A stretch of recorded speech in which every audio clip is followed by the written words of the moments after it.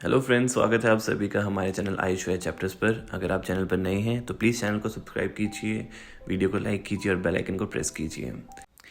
ये मूवी है एक बहुत ही जीनियस लड़की के बारे में जिसका नाम होता है लिन। तो हमें स्टार्टिंग में दिखाया जाता है लिन एक इंटेरोगेशन रूम में बैठी होती है और वहाँ से सीन शिफ्ट होता है और हमें पता चलता है लिन अपने फादर के साथ बहुत बड़ा स्कूल जो कि होता है उसमें एडमिशन लेने के लिए पहुँचती है और वहाँ की प्रिंसिपल लिन से पूछती है कि क्या वो सच में स्कूल में पढ़ना चाहती है। तो जिस पे लिन जवाब देती है कि स्कूल की फ़ीस उसके फादर की सैलरी से तो बहुत ज़्यादा है।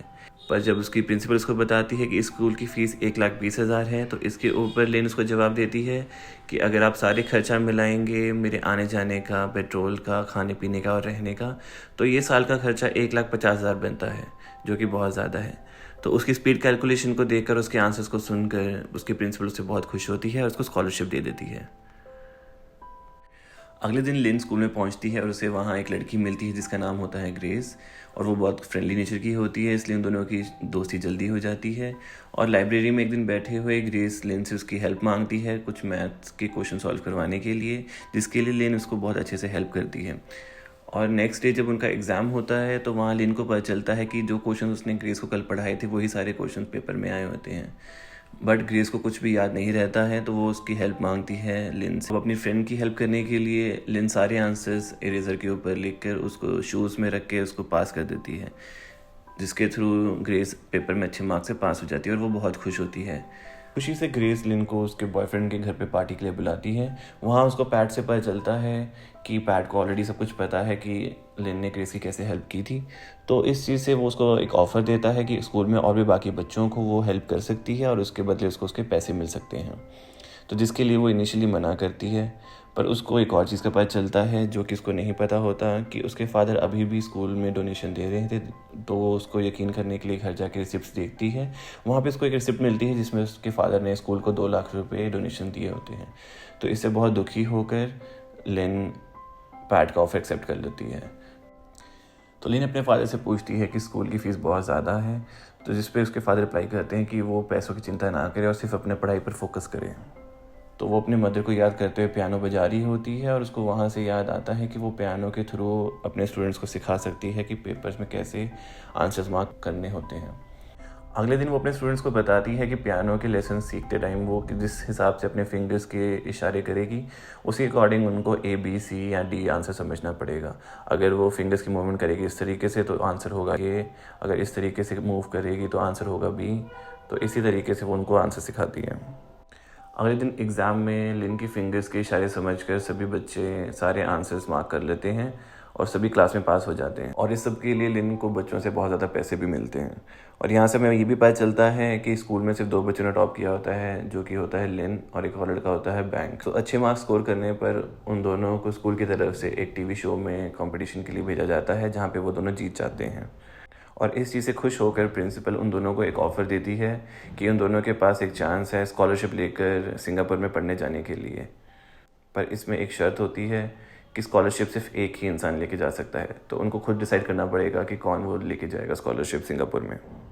और यहाँ से हमें बैंक की फ़ैमिली के बारे में पता चलता है कि वो बहुत पुअर फैमिली से बिलोंग करता है और अपनी मदर को खुशियाँ देने के लिए, उनकी लाइफ आसान करने के लिए वो इतनी मेहनत से पढ़ रहा होता है। फिर नेक्स्ट एग्ज़ाम के लिए उनका क्लासमेट एक आता है टोंग जिसका नाम होता है। वो बैंक के पास जाके रिक्वेस्ट करता है कि उसको पियानो लेसन समझ नहीं आते हैं तो प्लीज़ अगर वो उससे चीटिंग करने देगा। तो इससे बैंक को थोड़ा शक होता है, बट वो इस चीज़ को इग्नोर कर देता है। फिर वो अगले एग्ज़ाम में देखता है कि टोंग लिन से चीटिंग करने की कोशिश कर रहा है, तो जिसके लिए वो लिन को भी बताने की कोशिश करता है, बट लिन उसको अनसुना कर देती है। तो वो जाके अपने टीचर को इन्फॉर्म करता है। तो वहाँ पे स्टूडेंट्स को पता चलता है कि इस एग्ज़ाम में तो 2 सेट्स हैं, सेट A और सेट B, और लिन के पास वो सेट A आया होता है।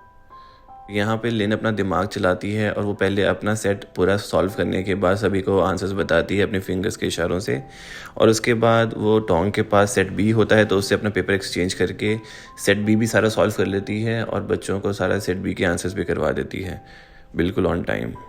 पर एग्ज़ाम रूम से बाहर आते ही उसे पता चलता है कि प्रिंसिपल ने उसको अपने ऑफिस में बुलाया है। तो जब लिन पहुंचती है ऑफिस में तो उसे वहाँ पे बैंक बैठा हुआ दिखाई देता है। तो बैंक ने ऑलरेडी कंप्लेन कर दी होती है कि टोंग लिन से चीटिंग करने की कोशिश कर रहा होता है। तो वहाँ पे लिन की आंसर शीट देखकर प्रिंसिपल को पता चलता है कि लिन ने तो दोनों सेट सॉल्व किए होते हैं, सेट A और सेट B। तो इससे नाराज़ होकर प्रिंसिपल उसको अपने फादर को बुलाने के लिए कहती है। सो उसके फादर के सामने वो लिन को काफ़ी गुस्सा करती है और उसके फादर को भी बोलती है कि आप खुद एक टीचर हो और आपने इसको अच्छे मैनर्स नहीं सिखाए। तो इस वजह से लिन और प्रिंसिपल के बीच में आर्ग्यूमेंट्स हो जाते हैं। तो उस चीज़ से नाखुश होकर प्रिंसिपल उसे सिंगापुर वाले स्कॉलरशिप में से बाहर निकाल देती है और यहाँ इस स्कूल में भी जो उसकी स्कॉलरशिप चल रही थी वो भी उसकी बंद कर देती है।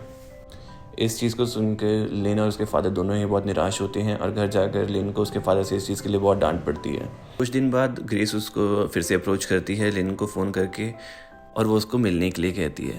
ग्रेस से मिलने के बाद लिन को पता चलता है कि लिन की डिस्कशन पैट के फादर से हुई थी, जो कि बहुत ही रिच इंसान हैं। वो पैट को और ग्रेस को एक साथ बॉस्टन यूनिवर्सिटी में पढ़ने भेजना चाहते हैं, बट उसके लिए उन्हें एक STIC एग्ज़ाम क्लियर करना पड़ेगा, जो कि बहुत टफ पेपर होता है। तो उस पेपर को क्लियर करने के लिए उसको लिन की हेल्प चाहिए होती है। तो लिन इसके लिए साफ मना कर देती है, क्योंकि वो उसे बताती है कि उसने उसके लिए पहले भी काफ़ी रिस्क उठा लिए हैं। जब लिन होटल से बाहर जा रही होती है तो रिसेप्शन पे वो देखती है कि वहाँ पे हर कंट्री की क्लॉक्स लगी होती हैं।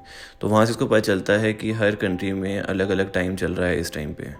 सो वहाँ से उसके दिमाग में एक और शातिर प्लान आता है और वो प्लान करती है कि वो पहला एग्ज़ाम ऑस्ट्रेलिया में देगी, क्योंकि ऑस्ट्रेलिया में टाइम सबसे आगे चल रहा होता है।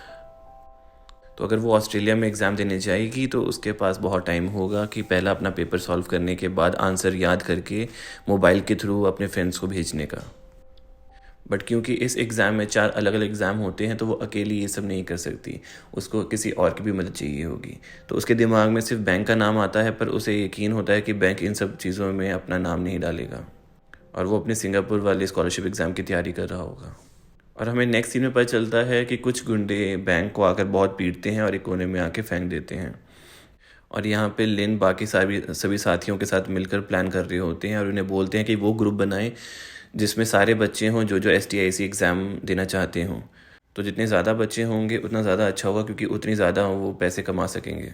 तो वो उन्हें एक ग्रुप बनाने के लिए कहता है जिसमें सिर्फ यही बच्चे हों जो STIC एग्ज़ाम देना चाहते हों।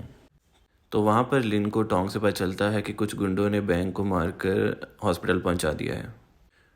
तो लिन बैंक से मिलने जाती है। वहाँ उसे पता चलता है कि वो अपना एग्ज़ाम भी नहीं दे पाया था इसी वजह से, जो उसका सिंगापुर का स्कॉलरशिप एग्ज़ाम था। सो वो उसको ऑफ़र देती है कि वो उसके साथ मिलकर STIC एग्ज़ाम दे और वो आंसर सारे लीक कर कर पैसे कमाए। तो पैसे की ज़रूरत होने की वजह से बैंक इस चीज़ के लिए मान जाता है। तो सभी मिलकर ये सब चीज़ की तैयारी करने लग जाते हैं और एंड में लिन उनको एक और चीज़ रिहर्सल करने के लिए बोलती है कि इन केस अगर कोई पकड़ा जाए तो उसे क्या आंसर देना है। तो इस सब चीज़ के लिए सब प्रिपेयर हो जाते हैं कि उनको क्या बोलना है और किसी को नहीं फंसाना इस सब में।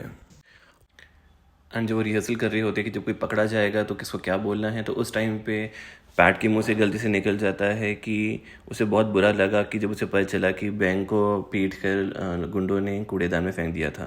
पर यह बात बैंक ने किसी को भी नहीं बताई थी कि उसे कूड़ेदान में फेंका गया था। तो इससे बैंक को पता चल जाता है कि उसको मार खिलवाने वाला पैट ही था। तो उसे यकीन होता है कि ये सब मिले हुए हैं सबके लिए और उसकी वजह से उसका स्कॉलरशिप का एग्ज़ाम भी छूट गया। पर क्योंकि बैंक को पैसों की बहुत ज़रूरत थी तो वो इस एग्ज़ाम को देने के लिए मान जाता है। और पैट फिर ये सारी इन्फॉर्मेशन जितने भी लोग उस ग्रुप में जुड़े होते हैं उन सबको एक सेमिनार के थ्रू देता है, जहाँ वो बताता है कि आप एग्ज़ाम में सिर्फ 4 चीज़ें लेके जा सकते हैं, एक पेंसिल, इरेज़र, शार्पनर और एक अपना एडमिट कार्ड। तो हर पेंसिल पे एक बार कोड लिखा होता है और जो भी आंसर उनको लिन से मिलेंगे और बैंक से मिलेंगे वो इसी पेंसिल के बार कोड में मिक्स करके उनको बता देंगे। जैसे मोटी लाइन जो है बार कोड में वो A होगी, उससे पतली लाइन B, उससे पतली लाइन C और सबसे पतली D। और फिर बैंक और लिन एग्ज़ाम देने के लिए सिडनी पहुंचते हैं। तो एग्ज़ाम रूम में घुसने से पहले वो वॉशरूम में जाकर फ्लश टैंक के अंदर अपने मोबाइल फ़ोन छुपा आते हैं और अपना पहला एग्ज़ाम दे देते हैं। तो जैसे एग्ज़ाम देने के बाद उनको ब्रेक मिलती है, वो सारे आंसर्स मेमोराइज़ करके वॉशरूम में जाकर अपने फ़ोन से अपने दोस्तों को सारे आंसर्स भेज देते हैं। बट यहाँ पर बैंक चालाकी खेलता है, क्योंकि उसे इस चीज़ का ग्रज होता है कि इन सब की वजह से इसकी स्कॉलरशिप चली जाती है सिंगापुर वाली। तो वो उन सबको ब्लैकमेल करता है कि अगर आपको आंसर्स चाहिए तो आप लोग मुझे और पैसे देंगे। तो उन सबको ना चाहते हुए भी बैंक की बात माननी पड़ती है और बैंक सभी आंसर्स उनको भेज देता है। सेकेंड राउंड में वो एग्ज़ाम्स देने के बाद फिर वॉशरूम में जाते हैं और वहाँ पे बैंक बहुत ज़्यादा टाइम लगाता है आंसर्स को भेजने के लिए। तो इससे एग्जामिनर को शक हो जाता है और वो वॉशरूम में आके उसका दरवाज़ा खड़काते हैं पूछने के लिए कि अंदर जो भी है वो बाहर आए, क्योंकि उसकी चेकिंग की जाएगी। हड़बड़ी में बैंक के हाथ से उसका फ़ोन गिर जाता है और फ्लश का टैंक का ढक्कन भी टूट जाता है। तो वो जल्द में अपना फ़ोन फ्लश करने की कोशिश करता है, बट उसका फ़ोन फ्लश नहीं हो पाता है और एग्जामिनर उसके वॉशरूम में आ जाता है और उसे पकड़ के ले जाता है। पर तब तक बैंक अपने आंसर्स भेज चुका होता है। दूसरी तरफ लिन अपने आंसर्स नहीं भेज पाती क्योंकि वहाँ पे ऑलरेडी बहुत बड़ी लाइन लगी होती है और जब तक उसका नंबर आता है तब तक एग्जामिनर आ जाता है उसको बुलाने के लिए कि ऑलरेडी टाइम हो चुका है, तो आप प्लीज़ बाहर आइए। लिन अपना फ़ोन वाटर कूलर में छुपा कर एग्ज़ाम देने चली जाती है। तो वहाँ पे उसको घबराहट होने लग जाती है क्योंकि उसे वहाँ पे बैंक नहीं दिखाई देता, तो उसे डर लगता है कि शायद वो भी पकड़ी ना जाए।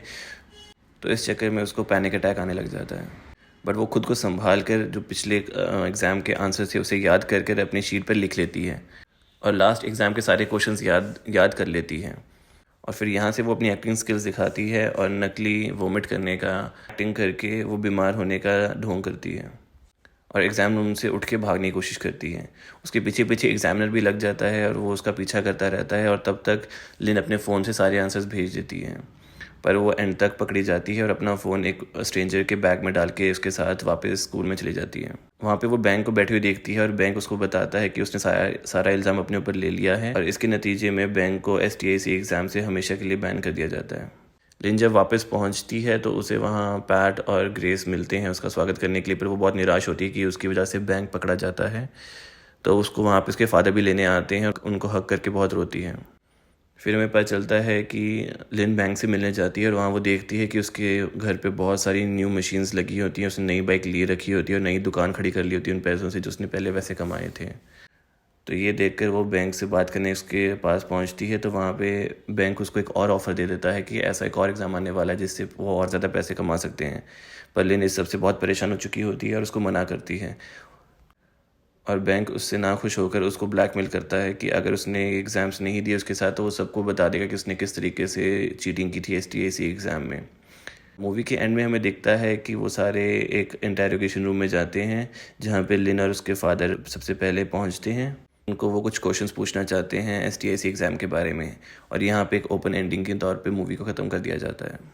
अगर आपको मूवी की एक्सप्लेनेशन पसंद आई हो तो प्लीज़ हमारे चैनल को सब्सक्राइब कीजिए, वीडियो को लाइक कीजिए और ढेर सारा शेयर कीजिए। Thank you everyone.